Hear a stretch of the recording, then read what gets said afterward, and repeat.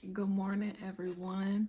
Happy Monday. I hope that your day is going well. I hope you starting your morning off right.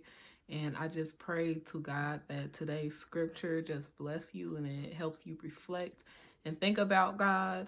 So we're going to be reading from Isaiah. So scripture of the day is Isaiah 43:2. And if you watched my last video, then you know that I'm using this journal book that I have from the author of Shannon Roberts. And I'll read that version, and then I'll also read my Bible version out of the ESV Bible. But it says, Isaiah 43:2. When you pass through the waters, I will be with you. And when you pass through the rivers, they will not sweep over you. When you walk through the fire, you will not be burned. The flames will not set you ablaze.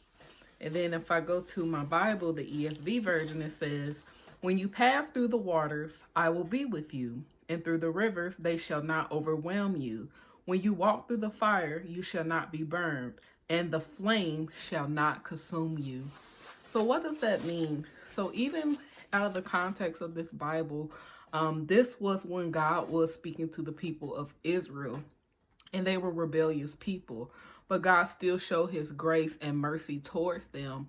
And I think that still applies to a lot of us still today. I can remember a lot of times in my life where I was protected by God and didn't even know it at that time, when I wasn't as close as I am to him today. But when I think back over my life now, I'm like, man, that was nothing but God's protection. That was nothing but God's grace. That was nothing but God's mercy.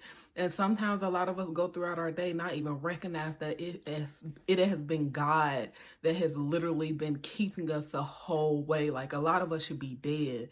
A lot of us should be in situations that there's no way we could have possibly got out of them, but because of God. And I think what this scripture is implying, that no matter what type of trial we may go through, what type of tribulation it is, whether we know it or not, God is with us. He promised to be with us at every moment in our lives. And you know, the thing about God is he's omnipresent, meaning he's able to be at more than one places at one time. Think about how many people in the world it is. He's able to look after each and every one of us. And that's exciting news, to have a God who's so concerned about us that he wants us to know that he will never, ever leave us.